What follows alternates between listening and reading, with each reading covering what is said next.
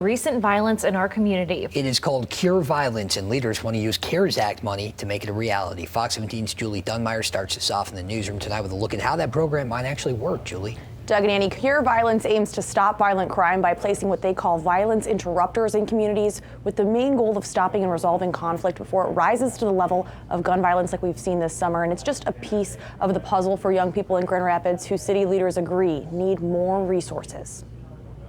A city within a city, and that's historic for Grand Rapids. Which Grand Rapids do you live in? So I was born and raised in the city of Grand Rapids. J.D. Chapman's community on the southeast side looks quite different from downtown. How many successful black men do young black boys have to look at in the city of Grand Rapids? That's part of what he's hoping to change. I was born and bred around here, man. I was a large part, or the individuals that I was involved with was a large part of the violence around here in the early, mid-90s. Now dedicating his life to doing something about violence by creating Realism is Loyalty, a local nonprofit. And we do mentoring and life coaching for high and at-risk youth and young adults that's going through transition. I like to focus on extremely high-risk individuals, the little 14, 15-year-olds with pistols. I could relate to them. I was once them. But JD says there are resources now he wishes were available to him back then. Resources like Cure Violence, a program JD believes could make a big difference in his city. You just never know.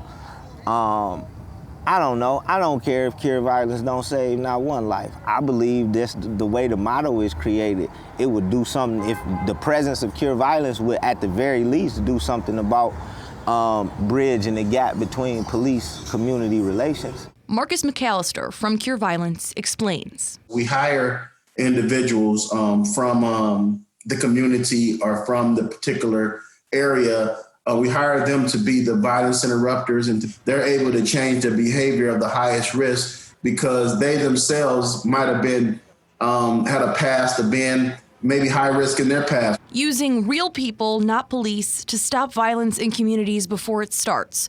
Cure Violence is based on a proven scientific model that's shown to reduce conflict and therefore violent crime by as much as 30 to 70% in communities. Last summer, they launched a study in Grand Rapids, but it never officially came to the city. At what point do we try other things? Do we push other initiatives? Do we really do something of substance to get the community that really don't trust the police engaged in what's going on in community? So now JD is pushing to make it a reality, along with Second Ward Commissioner Joe Jones. I wish I had the answer in terms of why it's taken so long, and yet I feel like there's no time like the present. And so I am grateful that we are now at a place where I think it's a matter of weeks before we're able to announce that it is indeed here. It's needed, and leaders at all levels agree on that, including Grand Rapids Police Chief PAYNE. The unfortunate thing, we have had 21 homicides this year.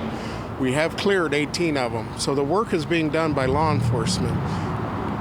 With that said, I need my resources to be able to do that work in law enforcement, but we need to look at different programs where we could have different outcomes. But the problem arises when it comes to finding someone to pay to bring Cure Violence to Grand Rapids, with little wiggle room in city budgets. There is not in the police department budget. The chief says he'd have to cut staff. So the solution comes, according to local elected officials, with the CARES Act. Federal funding Kent County received to allocate throughout local communities to help get them through the pandemic.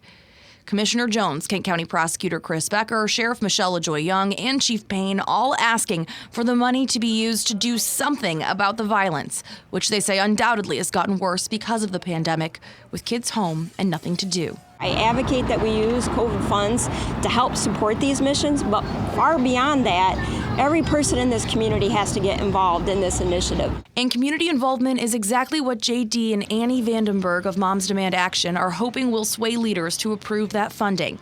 They're asking for stakeholders in the city to raise $250,000 to show the interest and need for a program like Cure Violence. We figure if people can show that they're committed to the program and they believe so much in the program that they're willing to donate something as small as $5, as much as $100, that it sort of shows the city that we're really confident about that this program is the right one. So maybe if we had a little financial skin in the game, somebody will listen to us.